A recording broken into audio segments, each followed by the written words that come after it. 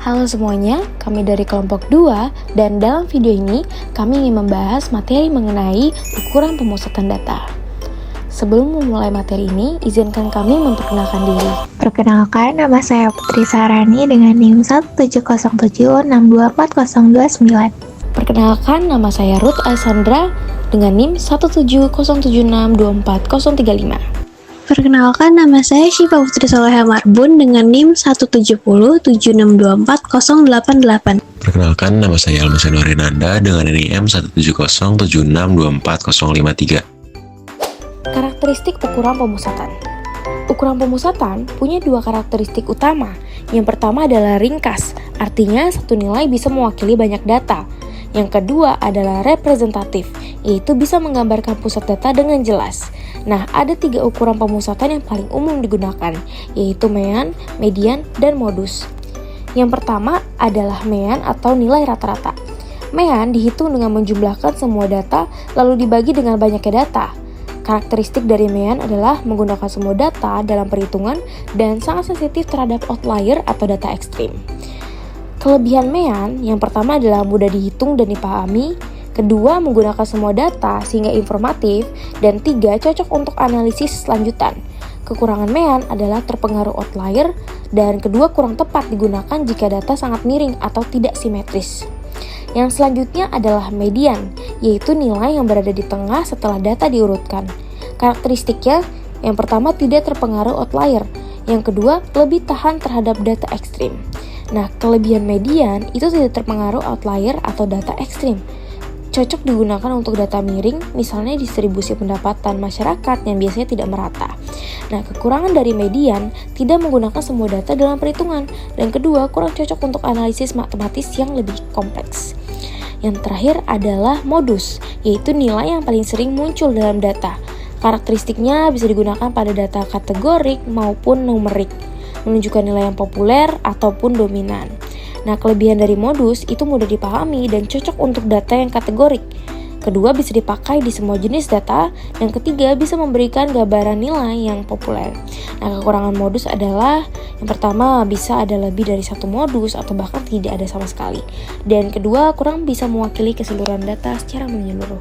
Mean, median, dan modus, data tidak berkelompok. Oke, jadi di sini sudah terdapat tabel yang berisikan data dan kita akan mencari nilai rata-rata terhitung atau mean, median atau nilai tengah, dan modus atau nilai yang paling sering muncul pada data tunggal berikut. Langkah pertama, buka aplikasi SPSS, kemudian pencet variable view, kemudian isi kolom name dengan skor. Nah, jika sudah seperti ini, untuk bagian kolom desimal diturunkan menjadi 0, dan untuk yang measure itu dijadikan scale.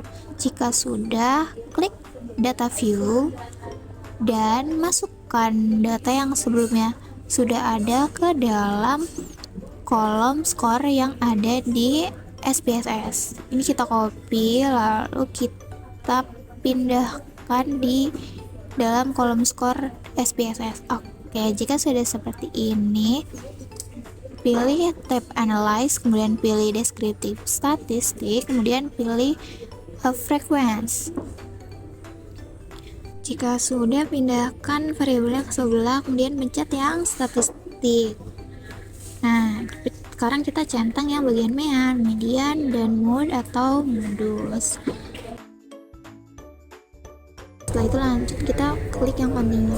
Nah, jika sudah, klik OK, dan ini dia hasil dari mean, median, dan mode atau modus yang kita dapatkan dengan menggunakan SPSS.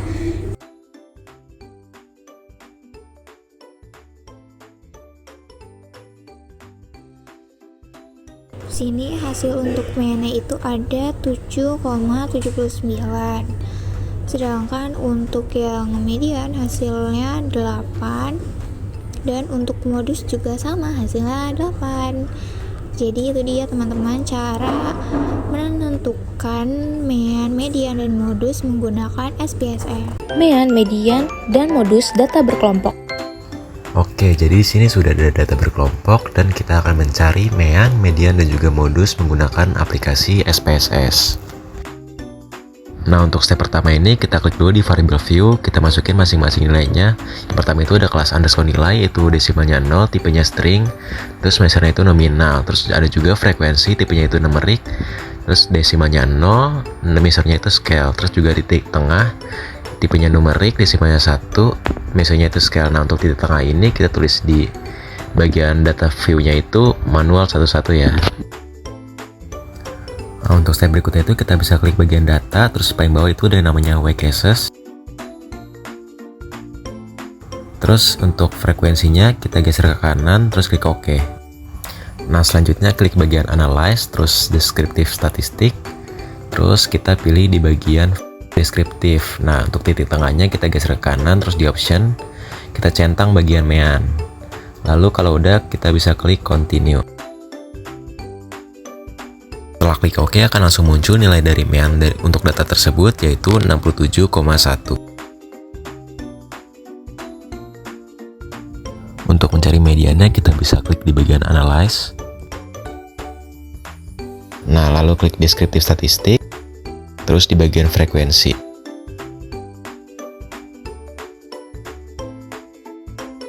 Nah, di sini titik tengahnya kita geser ke bagian kanan.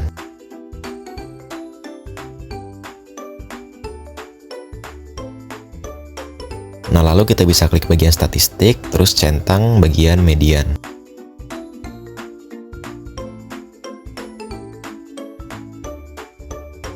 Nah, jika sudah bisa langsung klik OK dan nilai mediannya langsung muncul, yaitu 64,5.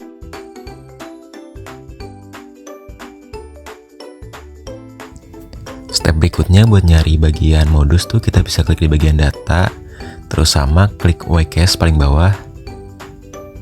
Nah, lalu untuk frekuensinya kita geser ke kanan, lalu kalau sudah klik OK. Untuk step berikutnya itu sama, kita klik Analyze juga, terus masuk ke bagian Descriptive Statistic. Nah, di sini kita klik bagian frekuensinya. Nah, kalau sudah, titik tengahnya kita geser ke kanan, terus masuk ke menu statistik yang di kanan itu. Nah, ini bagian modenya kita centang. Kalau sudah bisa langsung klik Continue, terus klik OK. Nah, nanti hasilnya akan langsung muncul, yaitu 64,5 untuk bagian modus. Nah, jadi kira-kira seperti itu untuk menentukan bagian mean, median, dan juga modus untuk data berkelompok. Ukuran letak data. Ukuran letak adalah nilai dalam data yang menunjukkan posisi relatif suatu data terhadap keseluruhan data. Jadi kalau ukuran pemusatan fokus pada rata-rata atau median, ukuran letak lebih menekankan pada pembagian data menjadi bagian tertentu. Jenis-jenis ukuran letak data ada 3, yaitu kuartil yang membagi data menjadi 4 bagian sama besar, desil yang membagi menjadi 10 bagian sama besar, dan persentil yang membagi menjadi 100 bagian sama besar. Jadi, sekarang kita akan mencari letak kuartil, desil, dan persentil. Pertama, kita buat tabel untuk data yang akan dicari, yaitu kuartil, desil, dan persentilnya. Di sini ada 24 data skor hasil ujian statistika mahasiswa pendidikan bisnis.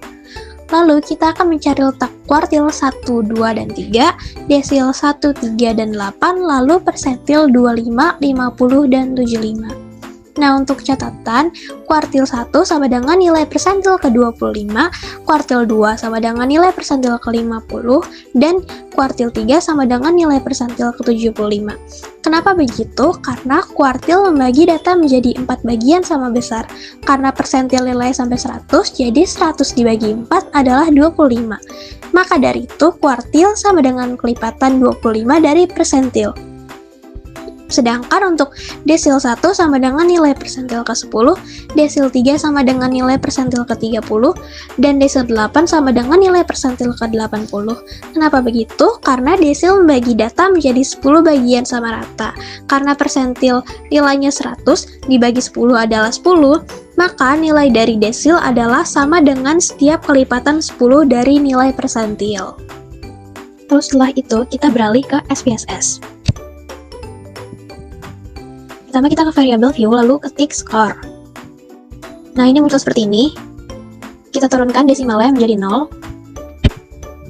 Lalu pilih measure size menjadi scale. Lalu balik lagi ke data view.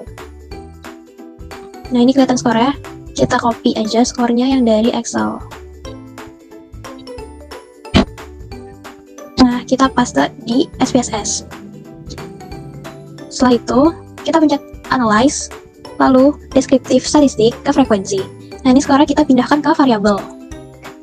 Lalu pencet statistik, kita centang quartile, cut point for, dan persentil.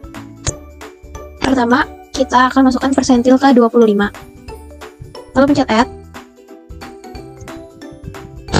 Kedua 50.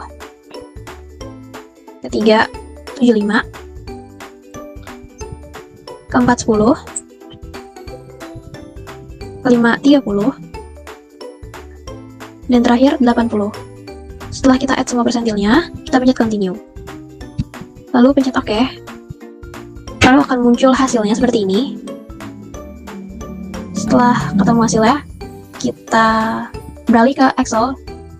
Jadi, kuartil pertama sama dengan persentil ke-25 itu nilainya 6,25.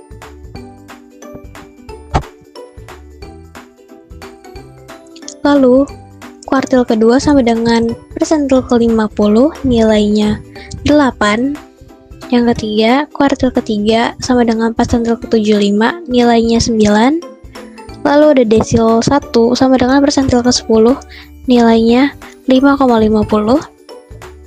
Desil ketiga sama dengan persentil ke-30 nilainya 7. Desil ke-8 sama dengan persentil ke-80 nilainya 9. Yang terakhir, persentil ke-25 sama dengan 6,25. Yang kedua, persentil ke-50 sama dengan 8, dan persentil ke-75 sama dengan 9. Nah, ini semua sudah jadi. Hasilnya adalah segini.